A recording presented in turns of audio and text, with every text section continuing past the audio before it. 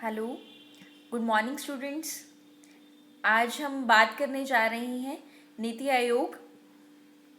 हमारा जो previous lectures हुए थे उसमें हमने योजना आयोग और 5 इयर्स प्लान के बारे में बात की। आज हम पढ़ेंगे नीति आयोग। नीति की फुल फॉर्म है national institution for transforming India. National institution for transforming India. NITI Aayog के बारे में चर्चा करेंगे आज। 1 जनवरी 2015 को योजना आयोग के स्थान पर केंद्रीय मंत्रिमंडल के एक संकल्प पर नीति आयोग का गठन किया गया। हम बात कर चुके हैं योजना आयोग की और हमें पता है कि योजना आयोग का गठन हुआ था 13 मार्च 1950 को।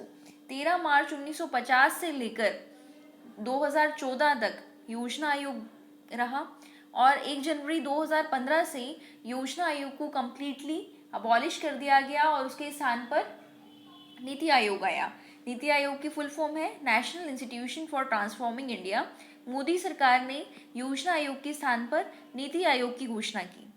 जैसे जो योजना आयोग है ये संसद के संविधान के तहत नहीं था, सिर्फ केंद्रीय मंत्रिमंडल के निर्णय पर आधारित था। उसी तरह नीति आयोग भी केंद्रीय मंत्रिपरिषद के निर्णय पर आधारित है। इसमें सहकारी संघवाद की भावना को केंद्र में रखते हुए अधिकतम शासन और न्यूनतम सरकार के दृष्टिकोण की परिकल्पना को स्थान दिया गया। इसमें कौन सी भावना को ध्यान में रखा? सहकारी संघवाद, सबको साथ लेकर चलना। ये बहुत बार एग्जाम्स में क्वेश्चन आता है कि सहकारी संघवाद नीति आयोग किस भावना पर आधारित है, किस दृष्टिकोण पर आधारित है? तो सहकारी संघवाद की भावना पर आधारित है।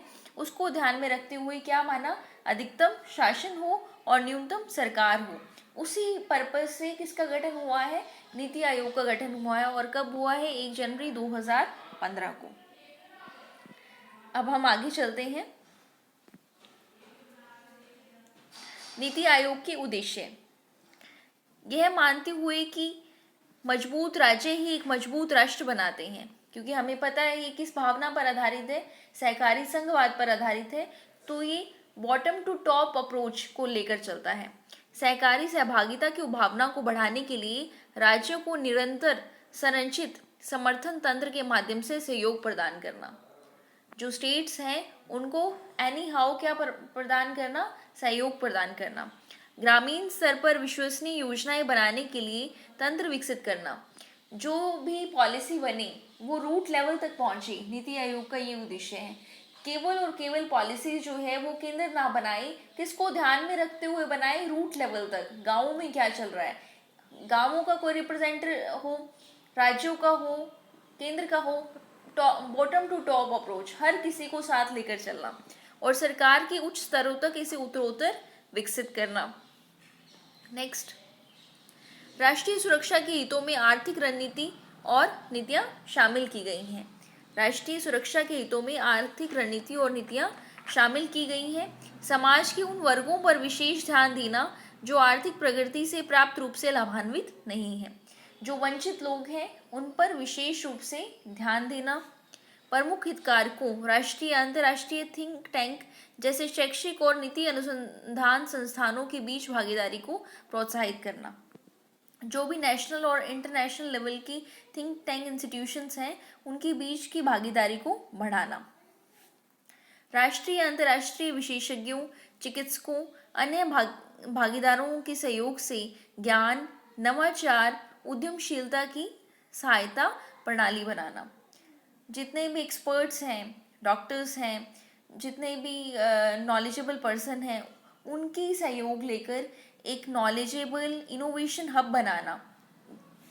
विकास एजेंडा की कार्यान्वयन में तेजी लाने के लिए अंतर क्षेत्रीय, अंतर विभागीय मुद्दों के समाधान हेतु एक मंच प्रदान करना। ये एक ऐसा फोरम बनेगा जिसके तहत जो डेवलपमेंट है वो ज़्यादा से ज़्यादा होगा और इंटर रीजनल लेवल पर जो भी मुद्दे आ रहे हैं उनका समाधान होगा। राज्यों को कला संसाधन केंद्र में स्थापित करने, शासन पर शोध का केंद्र बनाने, तत्व व न्याय संगत विकास में सर्वोत्तम तरीके अपनाने, विभिन्न हितधारकों तक उनको पहुंचाना।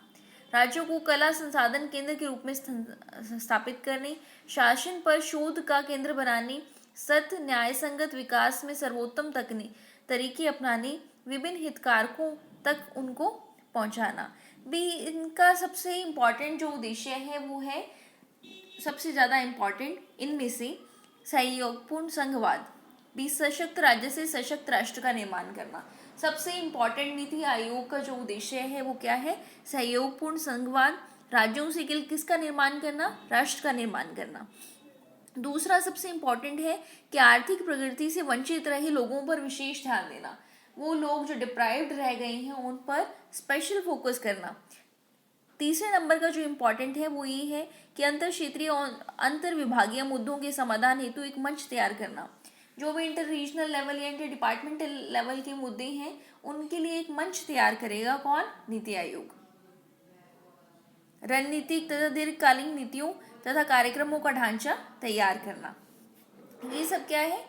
नीति आयोग के उद्देश्य है। एक थिंक टैंक बनेगा जो भी डिप्राइव्ड लोग हैं या फिर जो भी मुद्दे हैं जिनको सॉल्व करना है उसके लिए कार्य करेगा। सबसे इम्पोर्टेंट क्या है? सहयोगपूर्ण संघवाद की भावना। क्या मतलब है इसका? सशक्त राज्य से सशक्त राष्ट्र का निर्माण होगा, मतलब राज्यों को साथ लेकर चलना है। योजना आयोग में क्या था कि सभी नीतियां जो है वो केंद्र लेवल पर बनती थी, राज्यों को कोई हस्तक्षेप नहीं था। जबकि नीति आयोग ने क्या किया कि जितने भी राज्य के मुख्यमंत्री हैं उनको भी शामिल किया अपनी काउंसिल में, जिसके तहत जो वहाँ की प्रॉब्लम्स है उसको भी सॉल्व किया जा सके। इसलिए कहते हैं कि ये सहयोगपूर्ण संघवाद की भावना पर आधारित है। नेक्स्ट चलते हैं हम कि नीति आयोग और योजना आयोग में अंतर क्या है। बहुत बार एग्जाम्स में क्वेश्चन आता है, what is the difference between NITI Aayog and planning commission.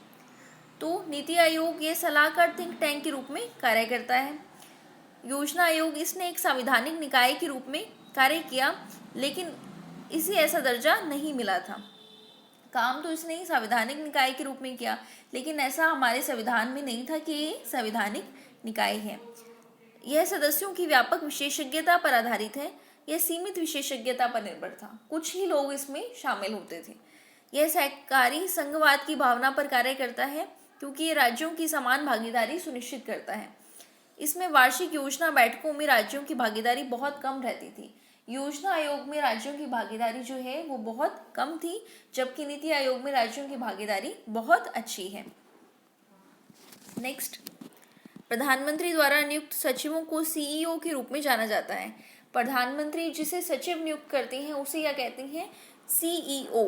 क्या कहेंगे? सीईओ। और सीईओ कौन है नीति आयोग की? अमिताभ कांत है। कौन है? अमिताभ कांत नीति आयोग की सीईओ है। सीईओ का मतलब होता है मुख्य कार्यकारी अधिकारी, हिंदी में कहते हैं मुख्य कार्यकारी अधिकारी, चीफ एग्जीक्यूटिव ऑफिसर। सचिवों को सामान्य प्रक्रिया के माध्यम से नियुक्त किया जाता था। किसमें? योजना आयोग में। जो सचिव थे उन्हें कोई जनरल प्रोसेस के द्वारा नियुक्त किया जाता है। जो नीति आयोग है वो बॉटम अप अप्रोच पर कार्य करता है। कौन सी अप्रोच है? बॉटम अप अप्रोच, मतलब नीचे से ऊपर की ओर प्रत्यागम, राज्यों को भी साथ लेकर चलता है। जबकि योजना आयोग टॉप डाउन अप्रोच पर कार्य करता है, ऊपर से नीचे की ओर प्रत्यागम पर कार्य करता है कि ये राज्यों को साथ लेकर नहीं चलता। कौन? योजना आयोग। इसे नीतियां लागू करने का अधिकार नहीं है। नीति आयोग को कोई भी पॉलिसी लागू नहीं कर सकता, सिर्फ सोच सकता है, थिंक टैंक के रूप में कार्य करता है। जबकि योजना आयोग ये राज्यों के लिए नीतियां बनाता था। बहुत इंपॉर्टेंट काम था योजना आयोग का, राज्यों के लिए नीतियां बनाता था और स्वीकृत परियोजनाओं के लिए धन आवंटित करता था। ये जो कार्य है ये बिल्कुल कैंसिल हो गया। बहुत इंपॉर्टेंट काम था इसका, राज्यों के लिए पॉलिसीज बनाना और स्वीकृत परियोजनाओं के लिए धन आवंटित करना था।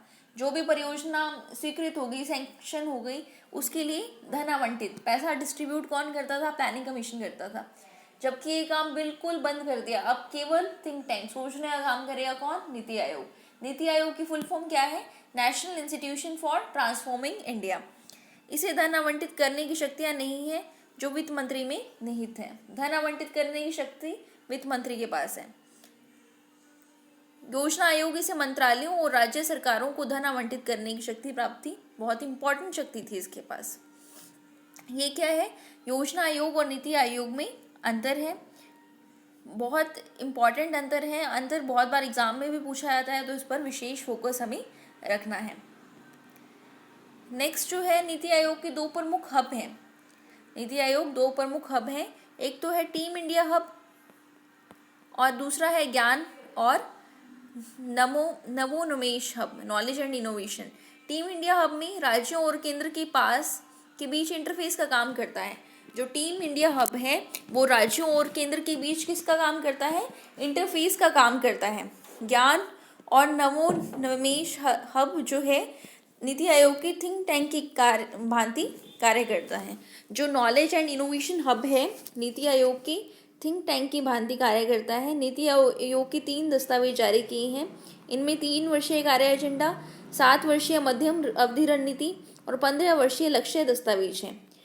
3 वर्ष की, 7 साल की मीडियम लेवल पर और 15 साल की लॉन्ग टर्म पॉलिसी। मतलब योजना आयोग को कम्प्लीटली चेंज कर दिया। योजना आयोग जैसे मैंने आपको पहली पंचवर्षीय योजना से 11वीं पंचवर्षीय योजना तक पढ़ा दिया है, तो 11वीं पंचवर्षीय योजना तक आपने देखा होगा 5-5 साल की योजना बनती थी, और कुछ जो हॉलिडे आए उसका कोई ना कोई रीज़न आया था बीच में, चाहे वो पाकिस्तान के साथ लड़ाई है, चाइना के साथ लड़ाई है, या फिर आर्थिक संकट आ गया, या फिर सरकार चेंज हो गई। ये सब रीजंस थे कि हमारे 1-1 साल की योजना बनी।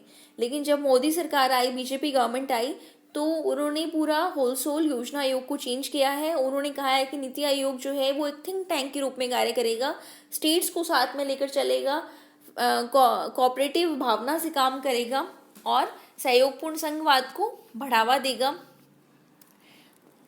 तो और उन्होंने 2 हब बनाए हैं, टीम इंडिया हब और ज्ञान और नवोन्मेष हब। उन्होंने कहा है कि हम 3 तरीके से काम करेंगे। पहला तरीका 3 साल, दूसरा 7 साल और तीसरा जो है वो 15 साल। मतलब शॉर्ट टर्म, मीडियम टर्म और लॉन्ग टर्म पॉलिसी अपनाने के लिए उन्होंने बात की और कहा कि इस बार जो प्लानिंग का काम है वो सेंट्रल अकेला नहीं करेगा, सबको साथ लेकर चलेगा और प्लानिंग करके योजनाओं को क्रियान्वित नहीं करेगा। अभी स्टेट्स के लिए कोई योजना नहीं बनाई जाएगी और जो इनकम डिस्ट्रीब्यूशन का काम है, धन आवंटन का काम है, वो भी कैंसिल कर दिया। किसने? नीति आयोग ने। योजना आयोग में ये काम होता था। अब देखो, इसका बहुत ही इम्पोर्टेंट है कि नीति आयोग की संरचना क्या है। नीति आयोग की संरचना, तो सबसे पहले तो होते हैं नीति आयोग की का पदेन अध्यक्ष। जो चेयरपर्सन है नीति आयोग का वो कौन है? हमारे प्रेसिडेंट है। और प्रेसिडेंट कौन है? श्री नरेंद्र मोदी। प्रेसिडेंट कौन है? श्री नरेंद्र मोदी। तो चेयरपर्सन कौन है नीति आयोग की? नरेंद्र मोदी। वाइस चेयरमैन कौन है? राजीव कुमार। वाइस चेयरमैन कौन है? Doctor Rajiv Kumar. Vice chairman को हिंदी में कहते हैं उपाध्यक्ष। ये वाइस चेयरमैन की नियुक्ति जो होती है वो प्रधानमंत्री द्वारा होती है। एक्स ऑफिशियो मेंबर्स, पदेन सदस्य कौन है इनके? अमित शाह, राजनाथ सिंह। अमित शाह गृह मंत्री है हमारे, राजनाथ सिंह, निर्मला सीतारमन ये वित्त मंत्री हैं, नरेंद्र सिंह तोमर, ये सब क्या है? एक्स ऑफिशियो मेंबर्स हैं। स्पेशल इन्विटीज कौन है? Nitin Gadkari, Piyush Goyal, Thawarchand Gehlot, Rao Inderjit Singh. Full time members V K. Saraswat, पूर्णकालिक सदस्य कहते हैं हिंदी में, फॉर्मर DRDO चीफ रहे हैं ये। रमेश चंद कौन है? एग्रीकल्चर एक्सपर्ट हैं। डॉक्टर विनोद पॉल ये पब्लिक हेल्थ एक्सपर्ट हैं। सबसे इम्पॉर्टेंट ये जो है कि अध्यक्ष कौन होते हैं? हमारे देश के प्रधानमंत्री माननीय नरेंद्र मोदी जी। वाइस चेयरपर्सन कौन है? राजीव कुमार। इनकी नियुक्ति कौन करते हैं? प्रेसिडेंट करते हैं। एक्स ऑफिशियो मेंबर्स कौन है? अमित शाह, राजनाथ सिंह, निर्मला सीतारमन, नरेंद्र सिंह तोमर। और चीफ एग्जीक्यूटिव ऑफिसर, ये बहुत इंपॉर्टेंट है, चीफ एग्जीक्यूटिव ऑफिसर कौन है? Amitabh Kant. Chief executive officer मुख्य कार्यकारी अधिकारी होते हैं। गवर्निंग काउंसिल में कौन आते हैं? All chief ministers of states, जितने भी स्टेट्स के चीफ मिनिस्टर हैं, और lieutenant governor of Andaman Nicobar island and special, ये सब किस में आते हैं? गवर्निंग काउंसिल में आते हैं। राज्य के मुख्यमंत्री और संघ राज्य क्षेत्रों के उप राज्यपाल। दोबारा मैं बता रही हूँ, चेयरपर्सन कौन होते हैं? प्रधानमंत्री। उपाध्यक्ष कौन है जिन्हें प्रधानमंत्री द्वारा चुना जाता है? उपाध्यक्ष है Rajiv Kumar. CEO chief executive officer सचिव को कहते हैं अमिताभ कांत है। गवर्नर काउंसिल में राज्यों के मुख्यमंत्री और संघ राज्य क्षेत्रों के उपराज्यपाल आते हैं। पूर्णकालिक सदस्य में विवेक देबरॉय, वी के पॉल, ये सब शामिल हैं। पदेन सदस्यों में राजनाथ सिंह, अमित शाह, ये सब लोग शामिल हैं। ये है नीति आयोग, जिसके बारे में आज हमने चर्चा की। नीति आयोग क्या है, क्या काम करता है, क्या उद्देश्य है, नीति आयोग योजना आयोग में अंतर क्या है और नीति आयोग की संरचना क्या है। कई बार ये भी क्वेश्चन आता है कि नीति आयोग के पहले उपाध्यक्ष का क्या नाम है। तो नीति आयोग के पहले उपाध्यक्ष का नाम है Arvind Panagariya. Doctor Arvind Panagariya Columbia university में प्रोफेसर रहे हैं ये, और ये जब 1 जनवरी 2015 को फर्स्ट टाइम नीति आयोग की बना तो पहले जो उपाध्यक्ष थे वो अरविंद पनगड़िया थे। और अब कौन है वाइस चेयरमैन? राजीव कुमार है। धन्यवाद।